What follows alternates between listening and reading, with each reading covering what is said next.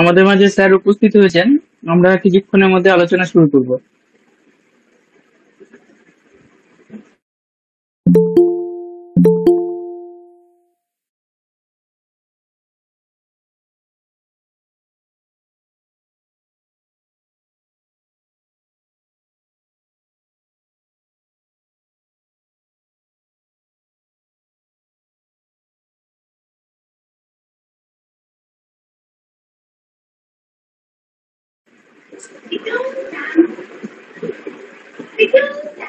Raghunath Ghosh sir, শোনা যাচ্ছে? হ্যাঁ, শোনা যাচ্ছে। আচ্ছা স্যার। স্যার আপনি যখন বলবেন আমরা শুরু করবো তখন। তুমি বললে আমি শুরু করব, ঠিক আছে? আচ্ছা স্যার।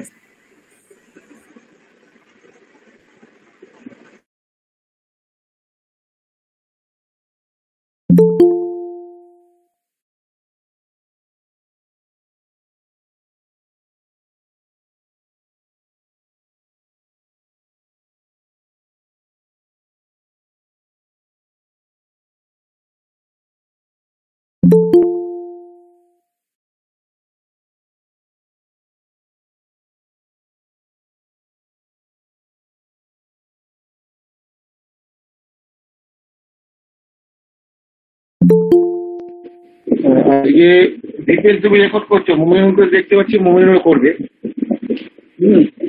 সাগর কি ঢুকেছে? হ্যাঁ, সাগরদা করবে। সাগরদা ওই রেকর্ড চালু করে দিয়ে গিয়েছে। হ্যাঁ, আমার সাথে কথা হয়েছে স্যার। তাহলে তো মিটিং গেল।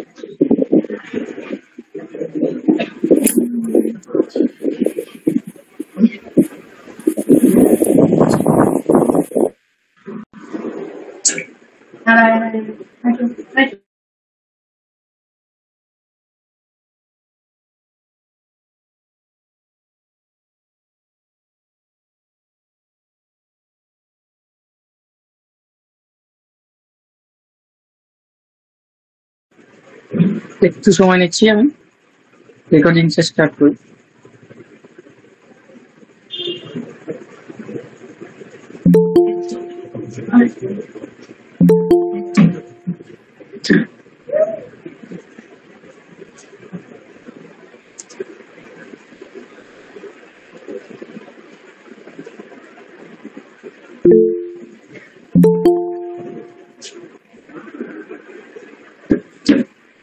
স্যার তাহলে শুরু করছি।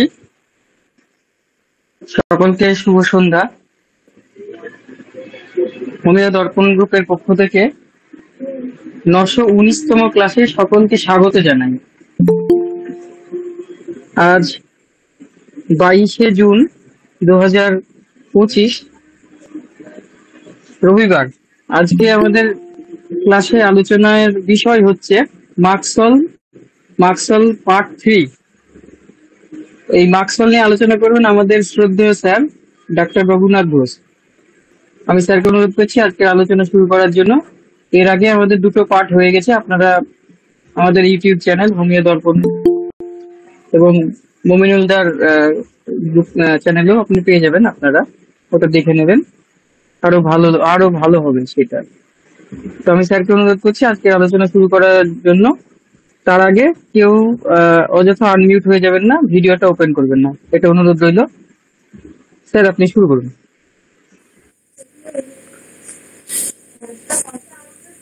অসংখ্য ধন্যবাদ আজকের সঞ্চালক দীপেন কে এবং উপস্থিত বড়দের জন্য আন্তরিক শ্রদ্ধা ও ওদের জন্য রইল অন্তরের অন্তরতম স্থল থেকে ভালোবাসা।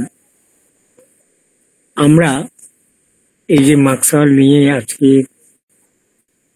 দুটো পর্ব আলোচনা হয়ে গেছে, আজকে তৃতীয় পর্বের আলোচনা। কিন্তু ঘটনা হচ্ছে কি, যে মার্কসলের যে চিত্র আঁকা আছে আমাদের ম্যাথমেটিক্যাতে, সেইগুলো হুবহু চিত্র আমরা বর্তমান দিনে সেই মতো ভাবে পাবো না। পেলে তো খুবই ভালো, না পেলে কি করব বা কি করা উচিত, আমরা কিভাবে এগিয়ে যাব। এবং আজকে আমরা যে মতো ভাবে দেখতে পাচ্ছি, আগামী দিনে যারা আজকে কম বয়সী, তাদের আরো এই চিত্রগুলো ঠিকঠাক ফুটিয়ে তুলতে বা রোগীর মধ্যে দেখতে বেগ পেতে হবে। তার মানে আমরা যেভাবে চিকিৎসা করে যাচ্ছি, আগামী প্রজন্ম তার চেয়ে আরো জটিলতার মধ্যে দিয়ে এগিয়ে যাবে। সেই জন্যে তাদেরকে বা আমাদেরকে এই মাক্সল কেন, মেডিকাল সমস্ত ওষুধগুলো চিনতে হবে খুব ভালোভাবে। অনেক সময় দেখা যায় আমরা বলতে বলতে মনে হয় যে এই মাক্সলকে বিস্তৃত করার জন্য হয়তো আমরা বলছি কিছু কিছু কথা, কিন্তু মোটেই আমার সেরকম উদ্দেশ্য নেই জ্ঞানত, যাতে মাক্সলের একটা চিত্র আমরা সঠিকভাবে ফুটিয়ে তুলতে পারি, সেই চেষ্টাই আমাদের করে যেতে হবে। আমরা সকলেই জানি যে মাক্সলের মানসিক লক্ষণগুলো খুব একটা পাওয়া যায় না, আবার পাওয়া যায় না বলা ভুল হবে, কিন্তু তাকে খুঁজে নিতে হবে। আজকের মূল আলোচনা যাওয়ার আগে একটু অন্যভাবে বলি, কারণ মেডিকাল একঘেয়েমি আর খাদ্য খাবারগুলো গুণগত মান যেভাবে নষ্ট হচ্ছে, সেইখান থেকে দাঁড়িয়ে ভেরি রিসেন্ট একটা ঘটনা শুনতে পেলাম বা আলোচনার জন্য এসেছিল, সেই ঘটনাটা তুলে ধরি। কোন এক সৎ রাজনৈতিক চিন্তাশীল মননের ব্যক্তির মাছ চাষ নিয়ে আজকের কথাবার্তা বলছি। এটাও বলে রাখি যে গুটি কয়েক জীবাণু রোগের কিন্তু কারণ হতে পারে না। আমরা যদিও এখানে মাছ চাষ নিয়ে একটু কথা বলবো, এবং এই ভাইরাস বা জীবাণু যাই বলে না কেন, এই সমস্ত বিতর্ক কিন্তু এই প্রসঙ্গে একটু এড়িয়েই চলবো। ইন্টেনশনালি সেই ভদ্রলোকের নামটা আমি করলাম না, ঘটনাটা বলি। মাঝে মাঝে মাছের যে ভাইরাস জনিত কিছু কিছু রোগ দেখা যায়, যা থেকে চাষিরা খুবই ক্ষতিগ্রস্ত হয়। একরকম তারা দিশেহারা হয়ে, বা অনেক সময় যেহেতু ভীষণ ক্ষতি হয় অনেকে, তাই তারা কিংকর্তব্য বিমূঢ় হয়ে যায়। এইরকম একজন ব্যক্তির সঙ্গে আমার আলোচনা চলে, এবং এই যে ভাইরাস দেখা যায় মাছের লেজের আগের অংশতে অনেক সময় ক্ষত দেখা যায় এক প্রকার। এখন এই ক্ষতকারদের জন্য, বা যেটা সাধারণভাবে বিচার করা হয় ভাইরাস, তার জন্য বিভিন্ন সময় বিভিন্নভাবে চাষিরা ক্ষতিগ্রস্ত যে হচ্ছে, সেখান থেকে অনেকে করেন কি, কখনো অ্যান্টিবায়োটিক, কখনো বিভিন্ন রাসায়নিক পদার্থ ব্যবহার করে, এবং এর প্রভাবটা কিন্তু আমাদের মানুষের উপরও পড়ে। যাই হোক, জনৈক ব্যক্তি হোমিওপ্যাথিক ওষুধের খোঁজ খবর নেন। সেখানে কথা প্রসঙ্গে তিনি বলেন যে আমি সালফার 200 খুব সম্ভবত পুকুরের চারিদিকে খুব বেশি বেশি করে ছেটানোর ব্যবস্থা করেছি। এটা অবশ্য কোনো এক চিকিৎসকের পরামর্শ অনুযায়ী করেছেন। বিষয়টা আমার কর্ণগোচরে যখন আনলেন, আমার কিন্তু বক্তব্য ছিল সমস্ত ঘটনা শোনার পরে যে মার্কসল, কিন্তু মার্কসল বললেই তো হবে না। কেন? বিষয়টি যুক্তি সহকারে আপনাদের কাছে একটু প্রেস করার চেষ্টা করছি। এখানে আরেকটা কথা আবারও বলে রাখি, রোগ হয় কেন না আভ্যন্তরীণ কারণের জন্য ও অস্বাস্থ্যকর পরিবেশের জন্য, যা অবশ্য এই স্বল্প পরিসরে এখানে আলোচনা করা সম্ভব নয়। তাই আপনাদের কাছে অনুরোধ রইল যে আভ্যন্তরীণ কারণ নিয়ে খুব একটা মানে দ্বিধাদ্বন্দ্ব বিতর্ক এড়িয়ে চলবে, কারণ এই জায়গাটা আমরা খুব ভালো করে পরিষ্কার করতে পারবো না মানুষের ক্ষেত্রে ছাড়া।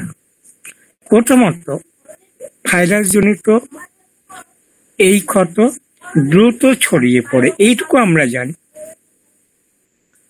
আর কি হয় না, মাছগুলো হঠাৎ এবং খুব দ্রুত মানে তারা অসুস্থ হয়ে পড়ে খুব দ্রুত, কথাটা কিন্তু খুব দ্রুত, এবং মারাত্মক ক্ষতিকর অবস্থায় তারা পৌঁছেও যায়। অর্থাৎ এখান থেকে আমরা কি পাচ্ছি না, ডিস্ট্রাকটিভ প্রসেস। এখানে আমরা একটা মাকসালের লক্ষণ পেতেই পারি, নিতেই পারি। এছাড়া অন্যান্য ওষুধেও অবশ্য আছে, সেটা আলাদা কথা। তাহলে কি আর কি আমরা দেখতে পাচ্ছি না, তার যে ক্ষতগুলো, তার যে মানে লোকাল সিমটমস এখানে বলি, এই একেবারে হুবহু মাকসলের মতো।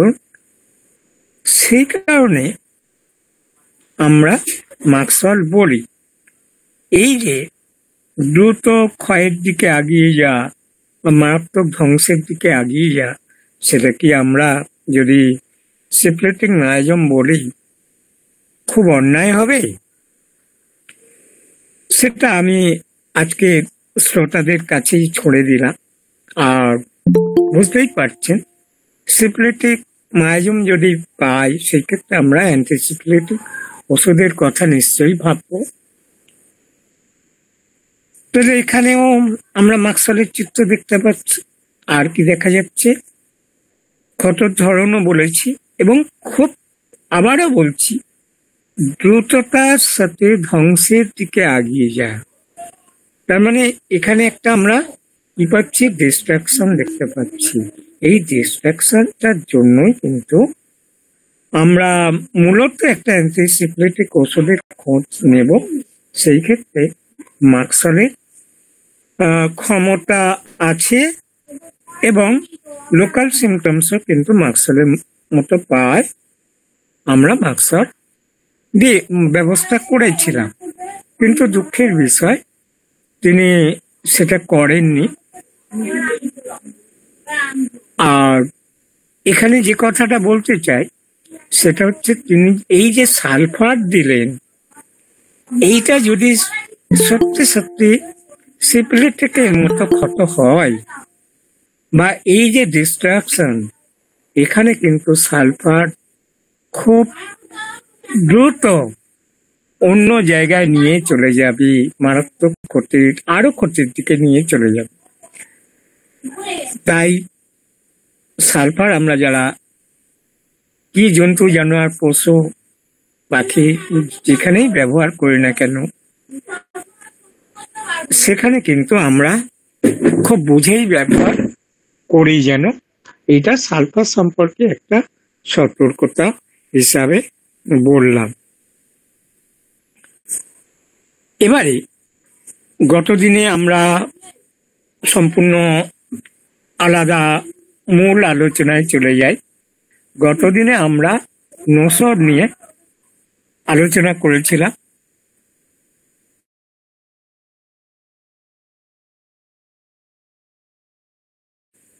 হ্যালো, শোনা যাচ্ছে দীপেন? আচ্ছা, এবারে আমরা হ্যাঁ স্যার, শোনা আছে। হুম, ঠিক আছে। এবারে আমরা মূল আলোচনায় চলে আসি।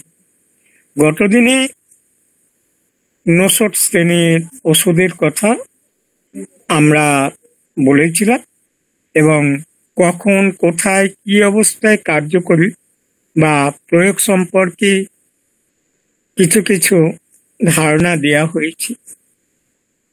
আমরা নসট শ্রেণীর ওষুধকে বা ওষুধের মধ্যে তিনটে মায়াজমের কার্যকারিতা কম বেশি দেখতে পাই। কিন্তু কেন এটা, এই যে নসটের মধ্যে তিনটে মায়াজমের ক্ষমতা কেন দেখতে পাচ্ছি? কারণ নসট ওষুধগুলো যখন পোটেন্টাইজ ফর্মে আনা হয় বা পোটেন্টাইজ শক্তিকৃত করা হয়, ওই সময়টা কি হয়, মূল পিরামিডটা কিন্তু যে শরীরে ওটা করা হচ্ছে, দেখা হচ্ছে বা শক্তিকৃত করা হচ্ছে, সেই শরীরে যে দোষিত আছে কম বেশি, বর্তমান সময়কালের কথা বলছি, বা যে যে দোষগুলো তার মধ্যে আছে সেগুলো কিন্তু সংমিশ্রিত হয়েই থাকছে, সংমিশ্রিত হয়েই শক্তিকৃত হয়ে যাচ্ছে। এই কারণে নসট একটা কিন্তু শক্তিশালী ওষুধ হিসাবে গণ্য হয় এবং আমরা যে কোনো দুরারোগ্য রোগীকে সিমটমস যখন ঠিকঠাক মতো কোনো ওষুধের পাই না, অর্থাৎ কোনো ওষুধের চিত্র যখন আমরা ঠিকঠাকভাবে নির্ধারণ করতে পারছি না, তখন কিন্তু নসট ওষুধ ব্যবহার করব, যেটা গতদিনে আমি বারবার বলতে চেয়েছি। আজও সেই কথা পুনরাবৃত্তি হলো। গতদিনে আলোচনা আমরা দেখেছিলাম যে স্পন্ডিলাইটিস, সেখানে আমরা নসটকে ব্যবহার করতে পারি এবং কিভাবে কেন ব্যবহার করব সেটাও বলা হয়েছে। আর্থ্রাইটিসের উপর আজকে একটা রোগী চিত্র আমি দেব, তার আগে বলে নি যে আর্থ্রাইটিসে রাস্টক্স, থোজা, এই সমস্ত ওষুধগুলো একরকম অপব্যবহার হয় এবং অনেক সময় এই রাস্টক্স, থোজা, এই সমস্ত ওষুধগুলো কিন্তু বা এই ধরনের আরো যে সমস্ত ওষুধগুলো আমরা অপব্যবহার করে থাকি, সেখানে কিন্তু রোগীটাকে একটা ক্ষতিকর অবস্থায় পৌঁছিয়ে দিতে পারে। এইটা যেন আমরা খেয়াল রাখি। এখন অনেক সময় কি ঘটে, আমি আর্নিকা দিলাম বা আমি রাস্টক্স দিলাম, আমি থোজা দিলাম, মানে সেইটা কমে গেল মানেই রোগীটা ভালো হয়ে গেল, এরকমটা যেন না ভাবি। যাই হোক, এবারে একটা রোগীর কথাই বলা যায়। কোন এক রোগী আর্থ্রাইটিসে কষ্ট পাচ্ছে, মুখে দুর্গন্ধ, ঘামে দুর্গন্ধ, কষ্টের পর থেকে বাম পাশ ফিরে শুতে চায়, ব্যথা স্থান অত্যন্ত স্পর্শকাতর, ঠান্ডা লাগলেই তার গাল গলা গ্ল্যান্ডগুলো ফুলে যায়, দিন রাত্রির সকল সময়ে যন্ত্রণা, কষ্ট, আঘাতের ইতিহাস আছে, বর্ষায় কষ্ট বেশি হয়, তুলনামূলকভাবে বর্ষাতেই তার কষ্টটা বেশি হয়, ব্যথা স্থানে গরম পছন্দ করে। অতীত ইতিহাসে আমরা পেয়েছিলাম টিকা, ছোটবেলায় অতিরিক্ত কান্নাকাটি, খুব ভাইটাল জায়গা, ছোটবেলায় অতিরিক্ত কান্নাকাটি যা রাতে বেশি হতো। রোগের নাম বলে শেষ করা যাবে না ফ্যামিলি হিস্ট্রিতে। তবে বাত, অর্শ, উন্মাদ, আত্মহত্যা, ক্যান্সার ইত্যাদি ইত্যাদি। মানসিক লক্ষণ বলার আগে একটা কথা বলে নি, এই যে পাস্ট হিস্ট্রিতে ছোটবেলায় যে কান্নাকাটি পেলাম, আবার সেটা রাতেও বেশি পেয়ে গেছি। আবার এখনকার যে সমস্ত কষ্ট, সেগুলো কিন্তু সারা দিন রাত একই রকম। এই জায়গাগুলো আমাদের একটু ভালো করে মাঠ লাল কালি দিয়ে রেখে ভাবতে হবে। যাই হোক, মানসিক লক্ষণ আমরা যেটা পেয়েছি, রোগের বহিঃপ্রকাশ মারাত্মক রাগে এবং ধ্বংসাত্মক, মানে ভেঙে চুরে একাকার করে দিতে পারে। অত্যন্ত স্পর্শকাতর, সামান্যতে মানে মারাত্মক অবস্থা, মারামারি পর্যন্ত শুরু হয়ে যায়। আর কেন্টের কথা অনুযায়ী বলতেই হয় যে মানবের মন যেমন হবে, রোগের বহিঃপ্রকাশও তেমন হবে। এইখান থেকে আমাদের বুঝতে অসুবিধা নেই যে রোগটা কতটা কষ্টকর বা কোন স্তরে পৌঁছেছে। মানসিক লক্ষণগুলো দেখ, নির্দিষ্ট কোনো বিষয়ে চিন্তা করতে অসুবিধা হয়। এবারে আসছি, আমাদের চিকিৎসক বন্ধুরা আর্নিকা দিয়েছেন, পেপার সালফার দিয়েছেন, মাক্সল দিয়েছেন, থ্রোজা দিয়েছেন, ডাস্টক দিয়েছেন, দুটা দিয়েও ব্যর্থ।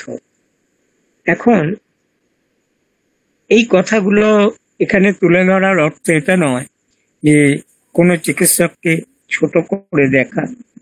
আসলে তিনি যেমনটা বুঝেছেন, জেনেছেন, করেছেন, কিন্তু আমার ভাবনাটা বা একজন হোমিওপ্যাথ হিসেবে যেটুকু ভেবেছি সেটাই আপনার সামনে তুলে ধরব। তার ভাবনাটা হয়তো এরকম ছিল যে যেহেতু আঘাতের ইতিহাস পেয়েছেন এবং স্পর্শকাতর, সেই জন্য হয়তো আর্নিকা ব্যবহার করেছেন। আবার হিপার, সেখানে হয়তো ঠান্ডা লাগে, মানসিক দিক থেকে অত্যন্ত সেন্সিটিভ, তাই ব্যবহার করেছে। থ্রোজা হয়তো বর্ষায় কষ্ট বেশি হতো, এই জন্য ব্যবহার করতে পারে। আবার মুখে গন্ধ, দুর্গন্ধ, বাম পাশ ফিরে শুতে চায়, মাক্সল দিলেন। কিন্তু কেন স্থায়ী উপশম হচ্ছে না, এটা আমাদের কিন্তু ভাবায়। প্রথম কথাই হচ্ছে যে এখানে ওষুধগুলো এত ঘন ঘন চেঞ্জ হয়েছিল যে আদৌ যদি কোনো সঠিক ওষুধ পড়েও থাকে, কারণ আমরা তো সবাই চিন্তা ভাবনা করি ঠিকঠাক ওষুধটা দেওয়ার, কিন্তু তবু ওষুধের কাজটা আমরা ভালো করে পর্যবেক্ষণ না করায় হয়তো সঠিক ওষুধ পড়া সত্ত্বেও রোগীটা আরোগ্যের দিকে যায়নি। আমি যে কথাটা বলেছিলাম, প্রথম কথা, সেটা রোগীতে 3টে দোষ দেখা গেলেও সিফিলিটিক মায়াজমের প্রাধান্য পাচ্ছে, এটা আমি লক্ষ্য করেছিলাম। বা আপনারা যদি কেসটা ভালো করে দেখেন, তাহলে সেই যে ছোটবেলাকার কান্না, যা সিফিলিটিক মায়াজমের মধ্যে প্রমিনেন্ট আছে, ছিল, সেটাও রয়েছে। রোগের কারণ এখানে আঘাত নয়, তাই আর্নিকা মন্টেনা হয়তো কার্যকরী হয়নি। আমার নিজস্ব চিন্তা ভাবনা থেকে বলছি, ছোটবেলাকার যে ইতিহাস, হিপার যে আর্নিকা কার্যকরী হয়নি, সেটা ছোটবেলাকার ইতিহাস থেকে আমরা পেলাম যে আঘাত। আর হিপার মানসিক এবং শারীরিক মানে দিক থেকে বিচার করলে যে ওভার সেন্সিটিভ, সেটাও পাওয়া গেছে। মানে এরকম, এটা যেন একেবারে সেই লজ্জাবতী লতা আর কি, মানে যেমন সামান্য লজ্জাবতী লতা যেমন সামান্য স্পর্শে গুটিয়ে যায়, তেমনি কিন্তু অল্প ঠান্ডা বা মানসিক দিক থেকে সামান্যতে কিন্তু বিস্তার হয়। কিপার একটা অ্যান্টিসেফ্লেটিক ওষুধ, তবু কার্যকরী না হওয়ার কারণ কিপারের চেয়েও আরো মারাত্মক শক্তিশালী হিট ওষুধ দিয়ে হিট করা উচিত বলেই মনে হয়, আমার যেটা মনে হয়েছে। মাক্সওয়ালও কিন্তু অ্যান্টিসেফ্লেটিক ও গভীর ক্রিয়াকারী ওষুধ, কিন্তু কার্যকর হয়নি। মাঠ একেবারে মার্কের যে লক্ষণ নেই সেটাও বলা যাবে না। এবারে ছোটবেলাকার ওই যে কান্না, সেটা কি সিফিলিসকে ইন্ডিকেট করে না?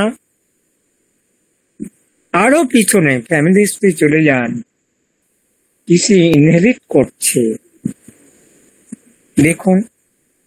সেজন্য মার খিপায়ের মতো গভীর কার্যকরী ওষুধ প্রয়োগ করা দরকার, তাতেও আমরা ব্যর্থ হচ্ছি।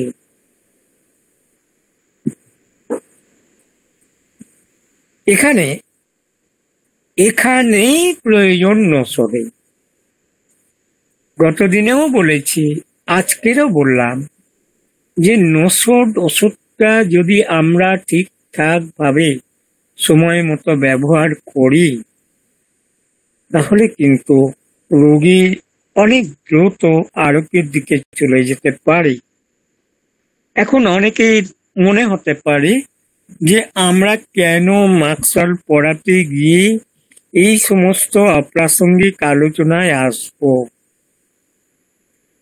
এখন একটা ওষুধকে চিনতে গেলে তার যদি কোথাও সতর্ক করার দরকার বলে মনে হয়, সতর্কতা হিসাবে আমাদের কিছু জানতে হয়, এবং কোথায় ব্যর্থ হচ্ছি, কি অবস্থায় আমাদের প্রয়োগ করা উচিত ছিল, সেগুলো কিন্তু আমাদের জানা উচিত বলেই মনে হয়।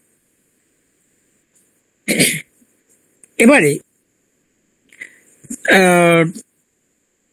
আরেকটা কথা এই প্রসঙ্গে বলে রাখি, রোগীর মধ্যে যখন কোনো ওষুধ অতিরিক্ত ভাবে ওভার মেডিকেটেড করা হয়, বা মানে উচ্চ থেকে কোনো ভুল ওষুধ, ভুল রেমেডি, উচ্চ থেকে রেমেডি বলবো না, ওষুধে মানে ড্রাগ বলবো, উচ্চ থেকে উচ্চ স্তরে ওষুধপত্র ব্যবহার, শক্তির ওষুধ ব্যবহার করা হয়, সেই ক্ষেত্রে কিন্তু নসড ওষুধ দেওয়ার যুক্তিসম্মত বলেই আমার মনে হয়। আরেকটা কথা, এই রোগীটাকে কিন্তু সিফিলিনাম দিয়ে আমরা যেমন আরোগ্যের দিকে নিয়ে যেতে পেরেছিলাম, সেই সাথে কিন্তু একটা সমস্যার কথা না বললে অন্যায় হবে। সেটা হচ্ছে এই রোগীর মধ্যে সংসারে কিন্তু ভীষণ মানে সমস্যা ছিল। এমন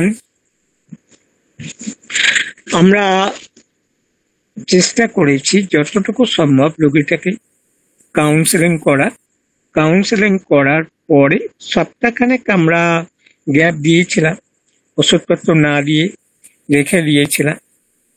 কোনো তারপরে কষ্ট যখন আরো মানে বিনা ওষুধে রাখা যাচ্ছে না, সেই সময় আমরা ওষুধ দিয়েছিলাম, এবং যেটা বলা হয়েছিল যে সমস্যাটা কি আপনার একার, কারণ সমস্যা ছাড়া তো মানুষ হয় না, সমস্যা মানুষের মধ্যে থাকবেই। এই সমস্ত কিছু বলার পরে এবং ওষুধ দেওয়ার পরে দেখা গেল রোগীটা আস্তে আস্তে আরোগ্যের দিকে আসলো।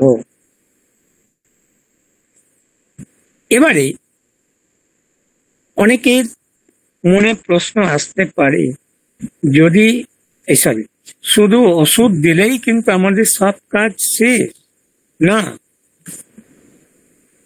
শুধু ওষুধ দিয়ে কিন্তু রোগী ভালো করা যায় না। তার আর কি অসুবিধা আছে, আর কি সমস্যা আছে, সেই সমস্যাগুলো কিন্তু আমাদের চেষ্টা করতে হবে ওভারকাম করার।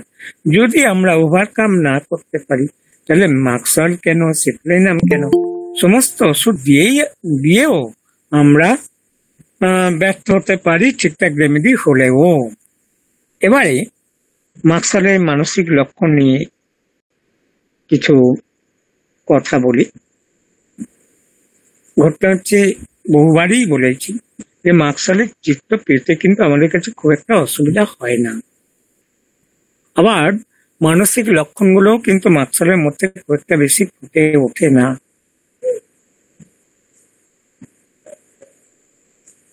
তাহলে এই জায়গায় দাঁড়িয়ে আমাদের কিন্তু যখন রোগীটা জটিল, মাক্সলের রোগী যখন জটিল থেকে জটিলতর অবস্থায় পৌঁছে যাবে, যে পেশেন্টটাকে হয়তো মাক্সল 15-20 বছর আগে দেয়া উচিত ছিল, আজও কিন্তু সেই মাক্সলের চিত্র আছে। তাহলে এই যে তার অবস্থা, স্টেজগুলো যে পাল্টে যাচ্ছে, অর্থাৎ প্রাইমারি স্টেজ, সেকেন্ডারি স্টেজ, তারপরে যে টার্সিয়ারি স্টেজে যদি রোগীটা চলে যায়, সেখান থেকে সিমটমস গুলো কালেকশন করা কিন্তু খুব দুরূহ হয়ে যায়। অনেক সময় পরীক্ষা হোমিওপ্যাথির পক্ষেও খুব কঠিন হয়। যাই হোক, মেন্টাল সিমটমস, প্রথমেই যে কথাটা বলবো যে মাক্সলের মধ্যে আমরা কি দেখতে পাই, তার লস অফ উইল পাওয়ারটা কিন্তু নষ্ট হয়ে যায়। আবার এটাও বলবো না যে মাক্সলের পেশেন্ট শুধু তার নির্ভর হবে, তার ইচ্ছা শক্তি নষ্ট হয়ে যাবে, সে কথা বলছি না। কিন্তু এই সিমটমসটা যখন পাচ্ছি, ইভ্যালুয়েশন অফ সিমটমস এর ক্ষেত্রে কিন্তু এই লক্ষণটা আমাদের কাছে খুবই গুরুত্বপূর্ণ, অর্থাৎ ইচ্ছা শক্তি নষ্ট হয়ে যায়।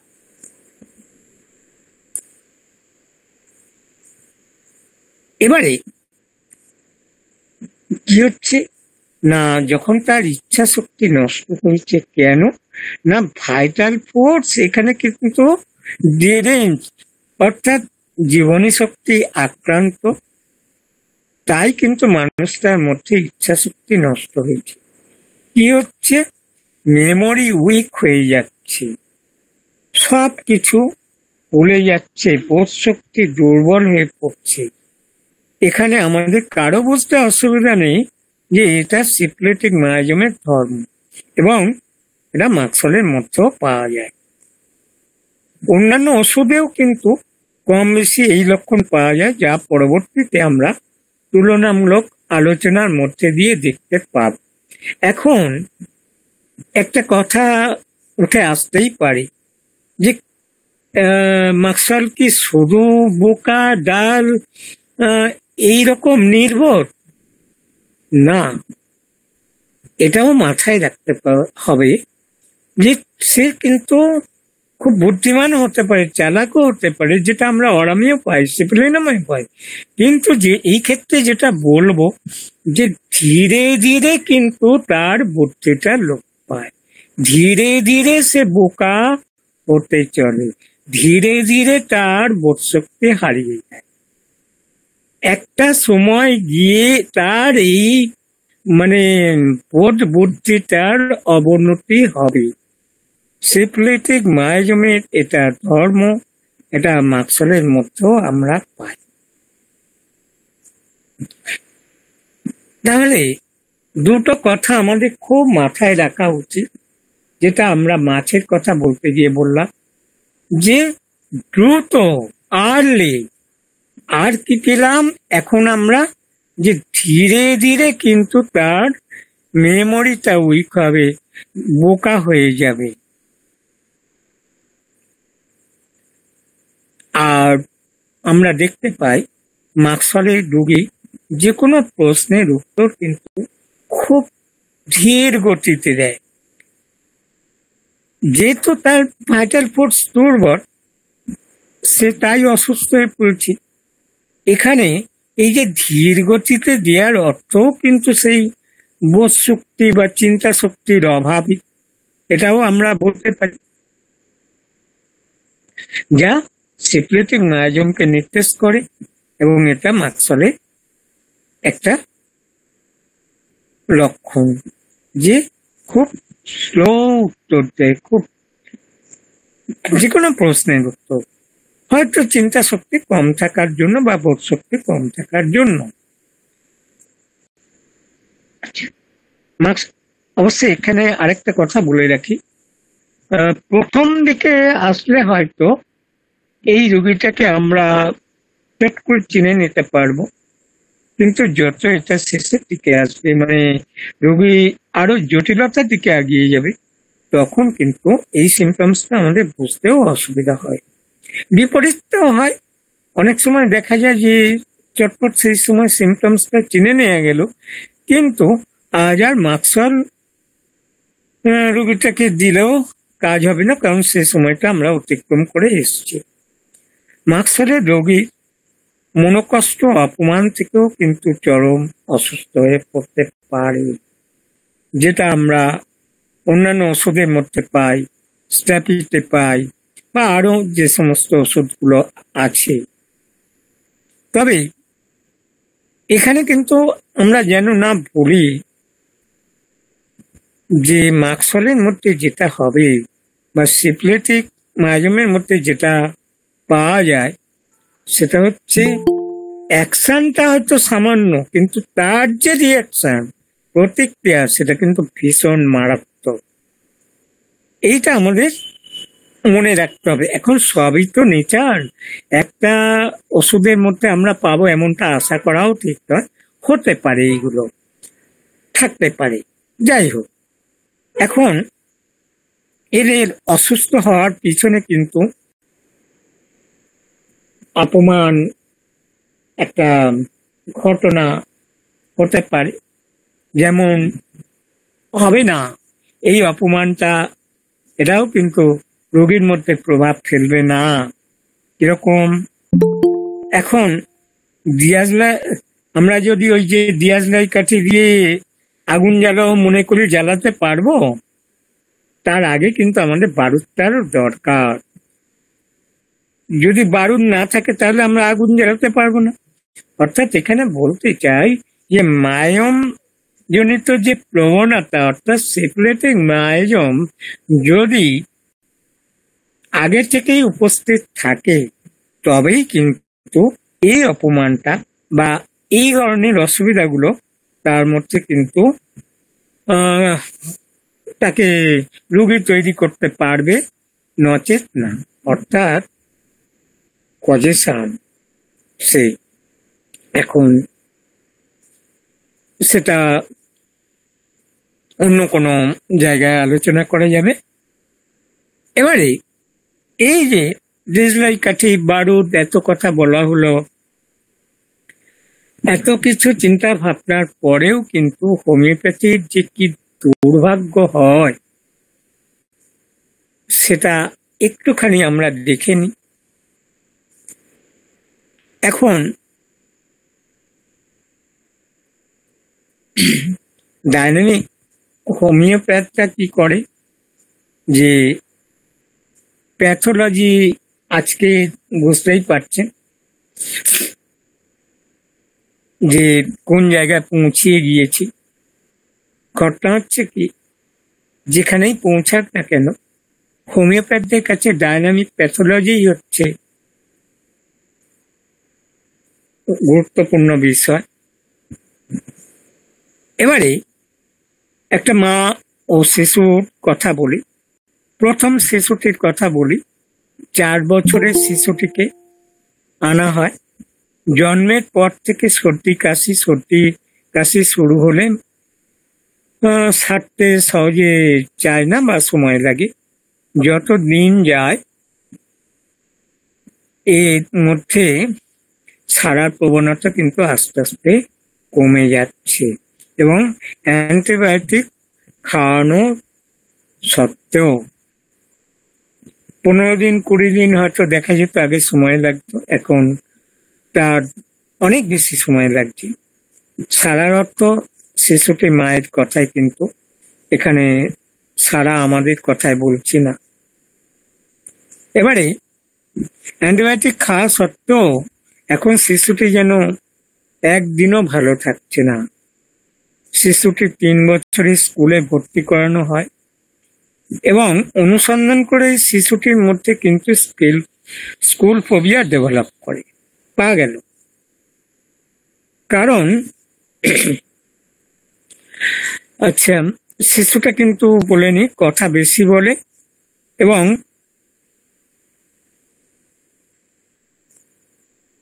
এই যে কেন হলো না, তার বক্তব্য ছিল, কথা ছিল বাচ্চাটা, যে আমার মানে বন্ধু বান্ধব যারা আছে তারা আমাকে যেন কেমন করে, কেমন বলে, এইখান থেকে তার মধ্যে কিন্তু একটা স্কুল ফোবিয়া আসে। আবার এর বোকামির দিক থেকে সে কিন্তু মানে কম নয়।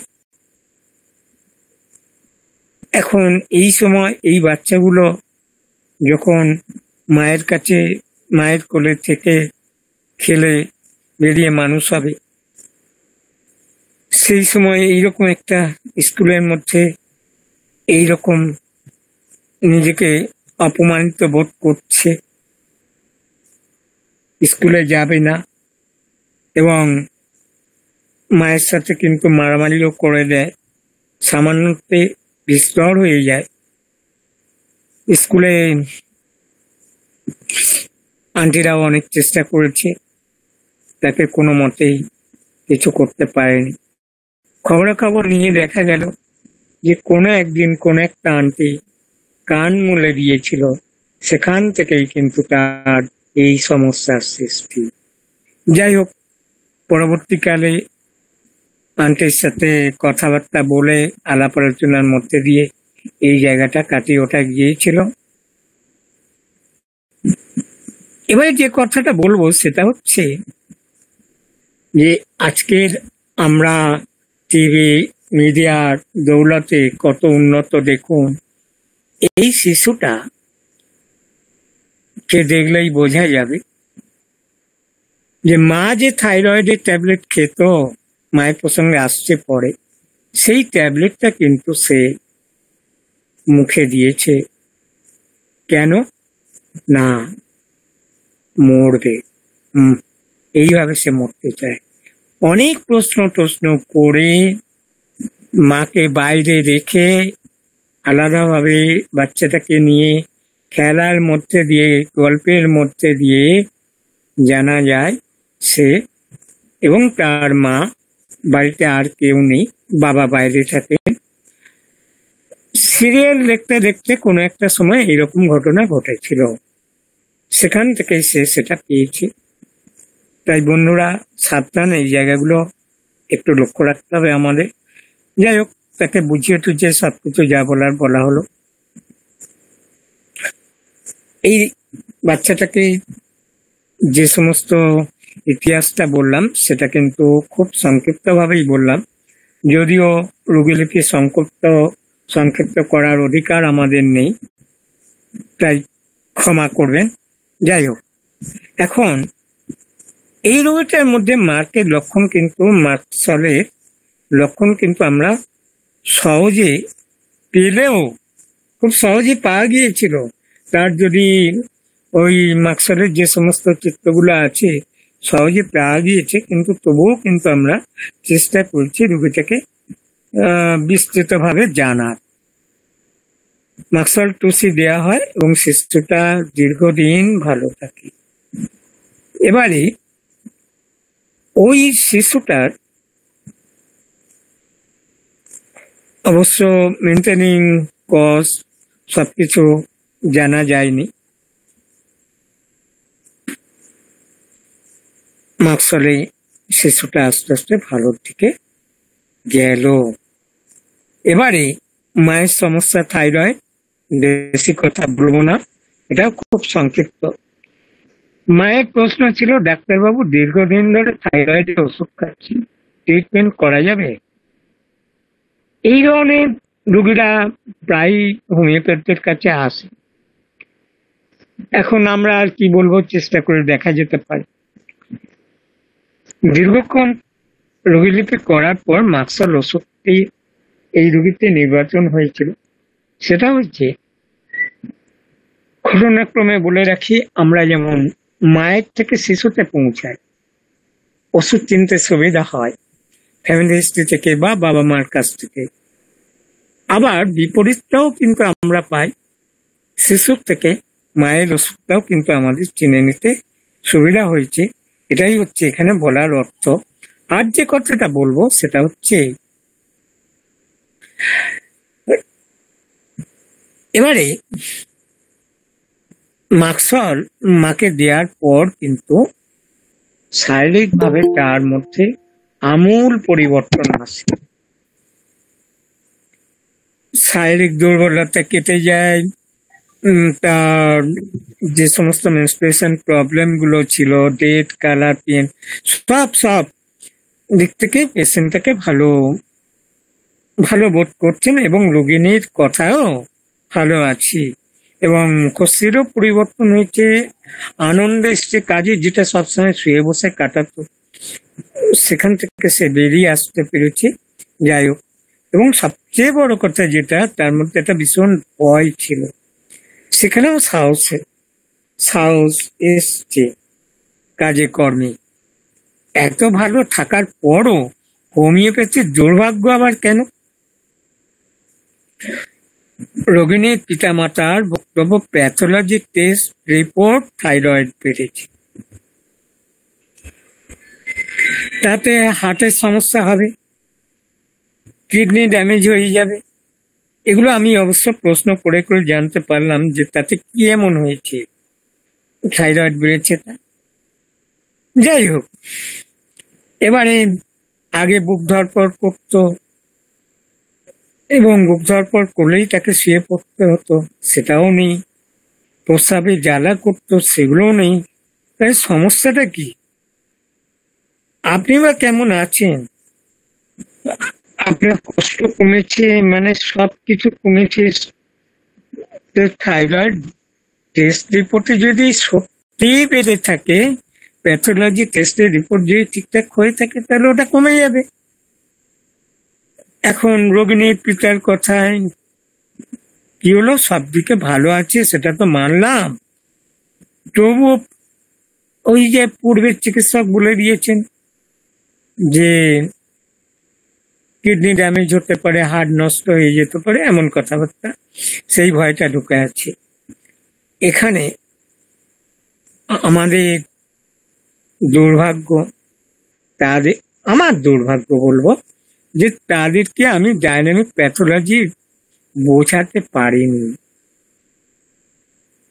কারণ একজন হোমিওপ্যাথির কাছে এটাই আসার কথা যে ডাইনামিক প্যাথোলজি অনুযায়ী যদি কোনো রোগী উন্নতি লাভ করে, তাহলে প্যাথোলজি যে কথাই বলুক না কেন, পেশেন্টটা কিন্তু কিওর হবে। ডাইনামিক প্যাথোলজি যদি পেশেন্টটাকে বলে ভালো আছে, তাহলে কিন্তু প্যাথোলজি যে কথাই বলুক না কেন, পেশেন্ট কিওর হবে।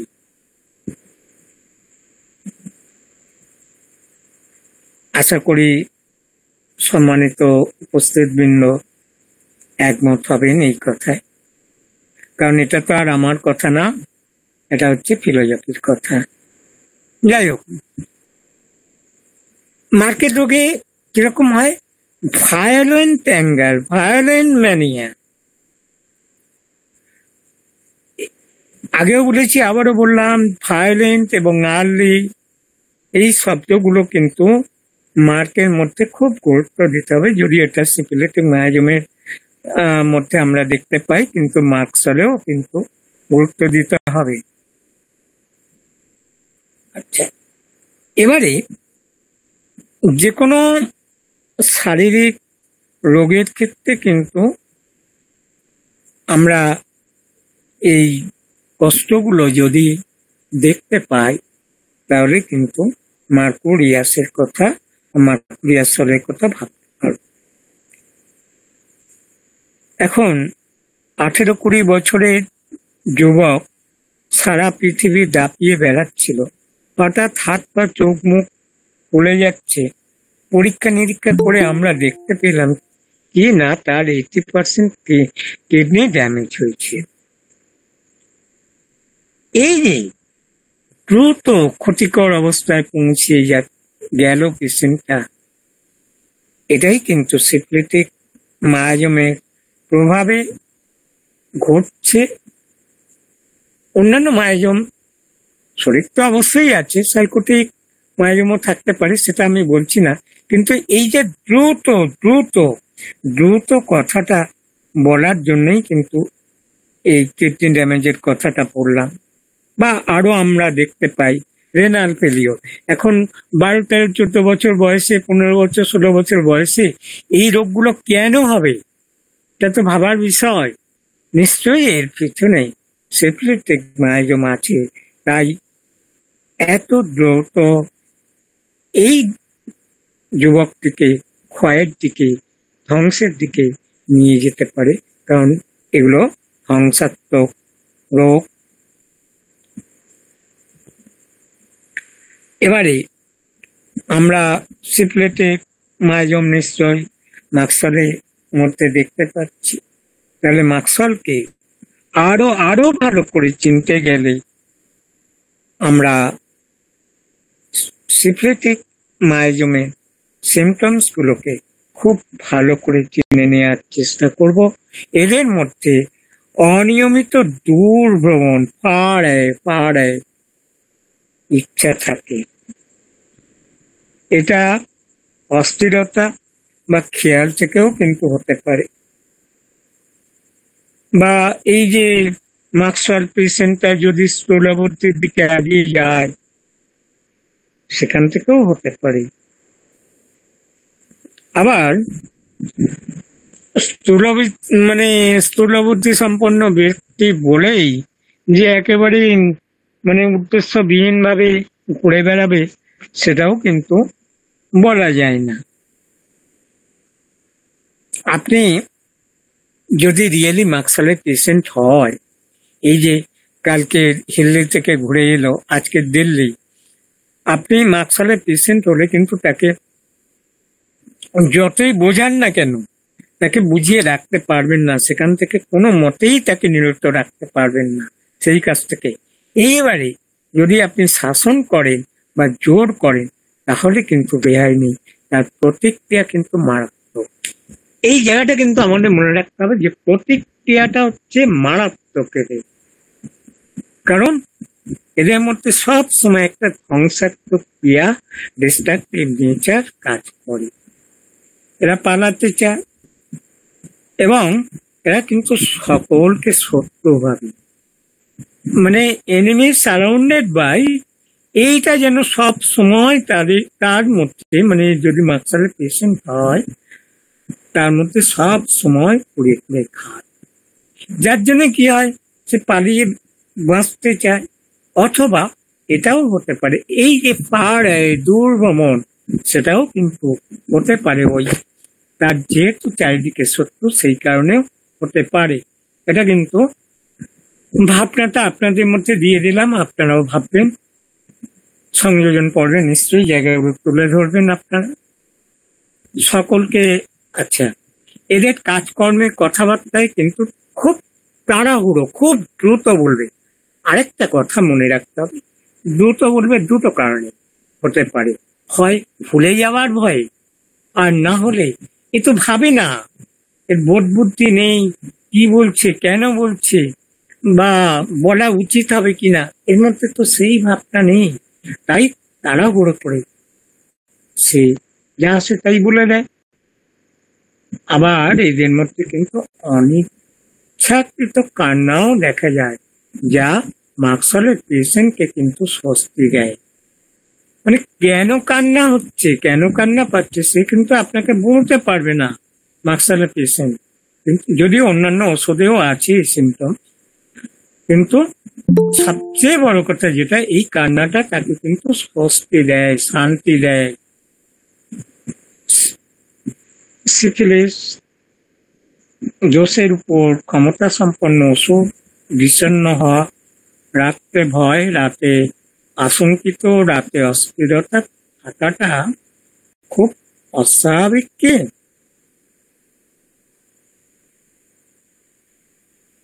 এবারে মাকে মানসিক লক্ষণের গুরুত্ব বিশেষ না থাকলেও একটা কথা মাথায় রাখতে হবে, রোগীকে আমরা যে অবস্থায় আমরা পাই না কেন, রোগীটা মাকসল বা সিফিলিটিকের মায়াজমে হলে সে কিন্তু জড়তার দিকে আগিয়ে যাবে। এই জায়গাটা আমরা যদি পেশেন্টের কাছ থেকে অনেক সময় ঠিকঠাক ভাবে উদ্ধার করতে পারি, তাহলে কিন্তু আমাদের পেশেন্টটা চিনতে ভুল হবে না। যদি অতীত ইতিহাসকেও আমরা ভালোভাবে লক্ষ্য করতে পারি, সেখান থেকেও কিন্তু আমরা মাকসলের চিত্রটা দেখতে পেতে পারি। যাই হোক, আর টিফিন মনে হয় সময় হয়ে গেছে। হ্যালো, হ্যাঁ স্যার, অনেকটা 11টা প্রায় হতে চলবে স্যার। আজকে যদি আর আচ্ছা ঠিক আছে। এবারে হ্যাঁ, আর বলবো না, এখানে স্টপ করবো।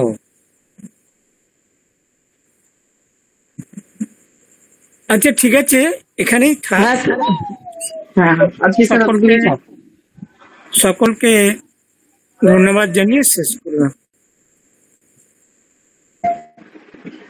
আচ্ছা স্যার,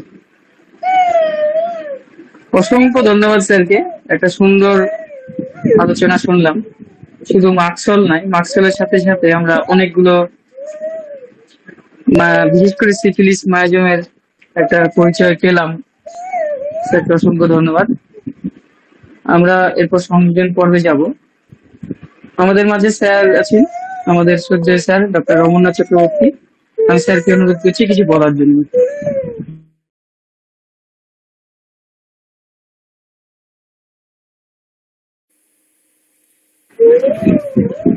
স্যার বলুন। যে আমি রঘুনাথ, আমি অত্যন্ত আনন্দের সঙ্গে কৃতজ্ঞতা জানাচ্ছি যে সুন্দর আলোচনা হয়েছে। এবং মাকসল তো এইভাবে শুধু আলোচনা করলে হবে না, প্র্যাকটিক্যাল অ্যাসপেক্টটাও দেখতে হবে মায়াজামের। এবং আরেকটা কথা হচ্ছে কি, এই মাছের যে আলসারের কথাটা বলা হয়েছে ওখানে, এরকম দিয়ে আজকাল অনেকে পশু চিকিৎসা বা মাছের চিকিৎসা এইগুলোর সঙ্গে হোমিওপ্যাথি ব্যবহার এরকম একটা কিন্তু অনেকেই করছেন, বা তাদের যে সফল হননি তা নয়, কিন্তু তবু আমি মনে করি হোমিও দর্পণের এই মঞ্চ থেকে এই কথাগুলো বোধহয় না বলাই বেটার। কারণ আমরা আমাদের যে শর্ত সেটা হচ্ছে কি, আমরা যে ওষুধটা প্রয়োগ করবো সেইটা তার প্রুভিং হয়েছে। যেমন মানুষ যখন হয়েছে, মানুষ যদি হয়ে থাকে তাহলে মানুষের উপর প্রুভিং হয়েছে, তার উপর ভিত্তি করে আমরা ওষুধ দিই। তেমনি যদি মাছের যদি হয়ে থাকে, মাছের উপর প্রুভিং করে তার ভিত্তিতে আমরা চিকিৎসা করবো, সেটা মানুষের প্রুভিং এর উপর ভিত্তি করে কেন করবো? এখানে হয়তো দেখা যাচ্ছে যে তার আলসারেশনের ফর্মটা দেখা যাচ্ছে, যে আলসারেশনের ফর্মটা তার দেখে আমরা সিপিলিটি স্টিগমাটা বুঝতে পারছি। কিন্তু কথা হচ্ছে আদার্স তো আরো কিছু লাগবে, হ্যাঁ, সেই জায়গাগুলো তো আমরা পাবো না। এখন কেউ যদি স্পেসিফিক্যালি যদি এখান থেকে এরকম চিকিৎসা করে সফলতা হন, সেই সফলতাটা কিওর না কিওর নয়, এই নিয়ে কিন্তু প্রশ্ন উঠবে অনেক। ফলে আমি রোগীকে ছোট করার জন্য বলছি না, আমার মনে হচ্ছে যে এই ধরনের বক্তব্যগুলো না রাখাই ভালো, যেহেতু আমাদের মানুষের চিকিৎসা with treat the man as a whole, যেহেতু আমরা, ফলে এই জায়গাটা আমাদের একটু সতর্ক থাকা উচিত বলে আমি মনে করি। ধন্যবাদ। একটু একটু বলবো এই প্রসঙ্গে। হ্যাঁ স্যার বলুন। আচ্ছা, ধন্যবাদ অমরদাকে এরকম একটা বলার জন্য। কিন্তু ঘটনা হচ্ছে কি, যে আমি কিন্তু প্রথমেই এটা যে ভুল বলছি সেটার জন্য কিন্তু ক্ষমা প্রার্থী, কারণ প্রবীণ হচ্ছে না মানে হবে না। এইটা দাঁড়িয়ে আমার একটা বক্তব্য ছিল যে আমরা যে সালফারটাকে ব্যবহার করছি এই যে অন্যায় মানে এই ক্ষতিকর দিকটাকে তুলে ধরার জন্য কিন্তু বলেছি। আর আমি যেটা করেছি নকশাল বলে ভুল করেছি, এখন অনেক সময় কি হয় যে আমরা এই গাছের উপর জন্তু জানোয়ারের উপর ওষুধ প্রবীণ করে, যদিও এটা তো অবজার্ভের পরই নির্ভর করে। যেমন অনেক পশু চিকিৎসা অনেকেই হোমিওপ্যাথি ওষুধ ব্যবহার করেন এবং তাতে রেজাল্টও খুব ভালো দেখা যায়। এখন শিশু পাগল এদেরকে তো অবজারভেশনের উপরেই নির্ভর করতে হয়, সেই দিক থেকে তাকালে বললাম, কিন্তু এটা যে ভুল সেটা আমি বুঝতে পারি। ধন্যবাদ আমার দেখে। হ্যাঁ, শিশু বা পাগলের ক্ষেত্রে শুধু অবজারভেশন না, তার বংশ ইতিহাসটা আমাদের নিতে হয়। তার ছোটবেলার ইতিহাসগুলো আমরা পাই, তো সেই জায়গাগুলো আমরা ধরতে পারবো। আর আমাদের তো যেটুকু জ্ঞান সেটা হচ্ছে হোমিওপ্যাথি, আমরা ওই মুভিং করে যেটুকু পেয়েছি তার উপর ভিত্তি করে। অনেকে সফলতা অর্জন করেননি এ কথা নয়, সফলতা অর্জন করেছেন, অনেকে বই লিখেছেন এবং ওখানে হোমিওপ্যাথির কথা বলছেন। আমাদের বক্তব্যটা হচ্ছে আমরা তো হোমিও দর্পণ, তো বিশুদ্ধ এই জায়গাটা থেকে আমরা পশু পাখি একটা ভুল বার্তা যেতে পারে। কারণ অ্যানিম্যাল সারা জীবন সিঙ্গেল মেডিসিন এতবার বললেন, তাও তো সিঙ্গেল মেডিসিন করে না, বলে অন্য কিছু না বলাই মনে হয় ভালো মনে হয়। এটা অন্যভাবে নেবে না, অন্যভাবে নেবে না, এটা যুক্তিটা আমার বোঝার চেষ্টা করো। না না না, ঠিক একটু, আরে আমি জিনিসটা বুঝেছি এবং বুঝেই কিন্তু প্রথমেই ক্ষমা চেয়ে নিয়েছি, কিন্তু ওখানে ক্ষমা চেয়ে নিয়েছি, কারণ প্রবীণ জিনিসটা তো বুঝতে হবে। হোমিওপ্যাথিটাকেই হারিয়ে ফেললাম, প্রবীণ শব্দটা যখনই হারিয়ে যাবে হোমিওপ্যাথি হারিয়ে যাবে আমার কাছ থেকে। হোমিওপ্যাথি হারাবে না আমার কাছ থেকে। ঠিক আছে, ধন্যবাদ। চলো, ধন্যবাদ দুই স্যারকেই। আচ্ছা, আমাদের মাঝে পার্থপ্রদীপ চৌধুরী স্যার আছেন। স্যার যদি কিছু বলেন আজকের আলোচনার উপরে। পার্থপ্রদীপ চৌধুরী স্যার, আপনি কি আছেন? হ্যাঁ স্যার, আছেন তো?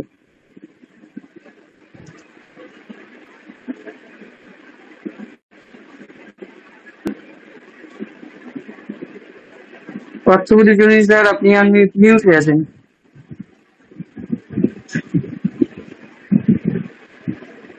স্যারের নেটওয়ার্কের সমস্যা খুব মনে হচ্ছে। আচ্ছা ঠিক আছে, আমরা প্রশ্ন নেব। আজকে যতটুকু আলোচনা হলো তার উপরে যদি কারো কোনো প্রশ্ন থাকে আপনারা করুন। আমাদের স্যারেরা আছেন। যতটুকু আলোচনা হলো আপনাদের যদি কোনো প্রশ্ন থাকে আপনারা করুন। কারো কি কোনো প্রশ্ন আছে?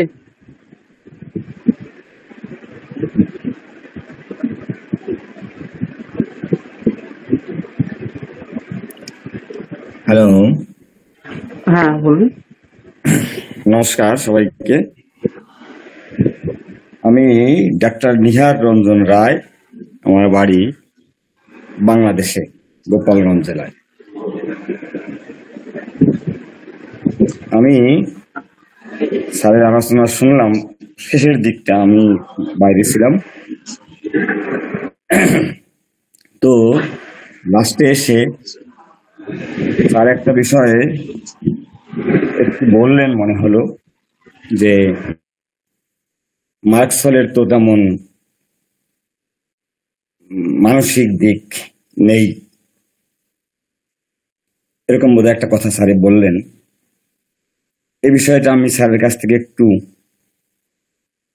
পরিষ্কারভাবে বুঝতে চাই, কারণ যেহেতু সিফিলিটিক মায়োজমের মূল কথা হচ্ছে ডিস্ট্রাকটিভ অ্যান্ড ডিজেনারেশন, তো এই যে ডিস্ট্রাকটিভ এবং ডিজেনারেশনটা তো মূলত ভৌতিকভাবেই হয় মানুষের। সেক্ষেত্রে স্যারে মার্কসলের মায়োজমেটিক মাইন্ড তেমন নেই বললেন মনে হলো। এই বিষয়টা আমি স্যার কাছে একটু পরিষ্কার বুঝতে চাই।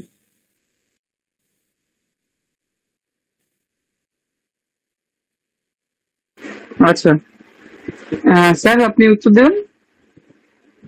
Raghunath sir, doctor Raghunath sir আপনি উত্তরটা দিন।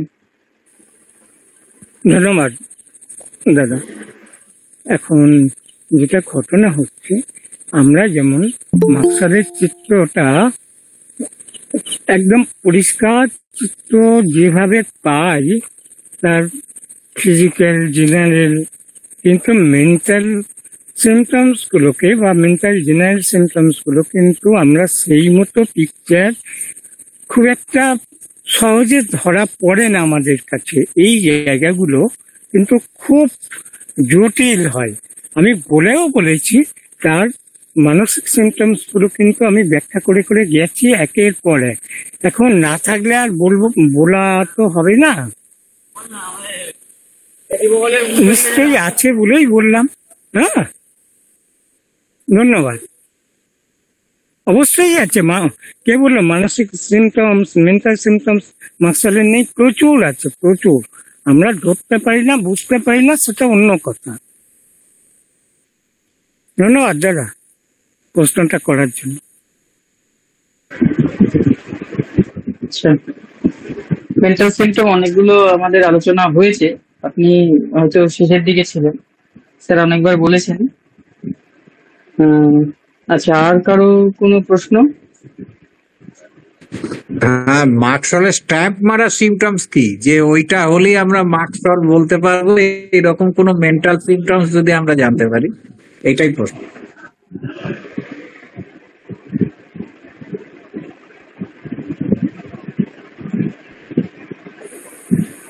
এই ধন্যবাদ পার্থদাকে এরকম একটা প্রশ্ন করার জন্য। কিন্তু মার্কসলের স্পেসিফিক ওই রকম কোনো সিমটমস আছে বলে আমার জানা নেই, কারোর জানা থাকলে নিশ্চয়ই বলবে।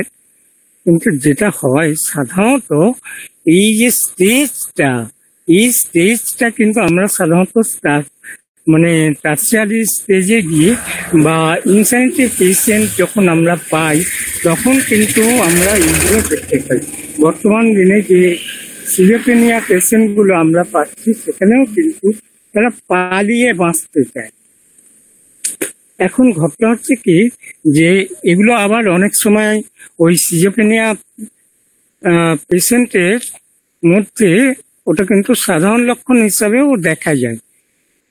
এইখানে একটা গোলমেলা ব্যাপার আছে আমাদের মধ্যে, সেই জন্য আমার অতটা ক্লিয়ার নই। যদি কারোর জানা থাকে বলবে নিশ্চয়ই। ধন্যবাদ।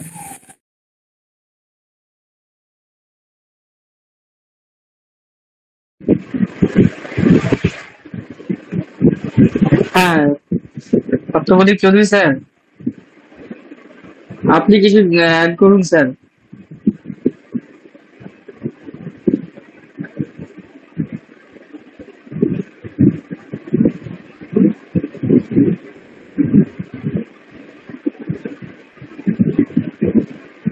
স্যার হয়তো শুনতে পাচ্ছেন না, মানে নেটওয়ার্কের সমস্যা হতে পারে।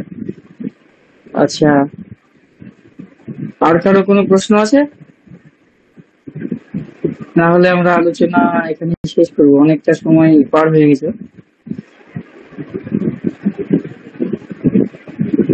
না, প্রশ্ন স্যার দেখছি না। আমি স্যারের অনুমতি নিয়ে আজকে আলোচনা শেষ করতে চাইছি, স্যার যদি অনুমতি দেন। হ্যাঁ ঠিক আছে, প্রশ্ন না থাকে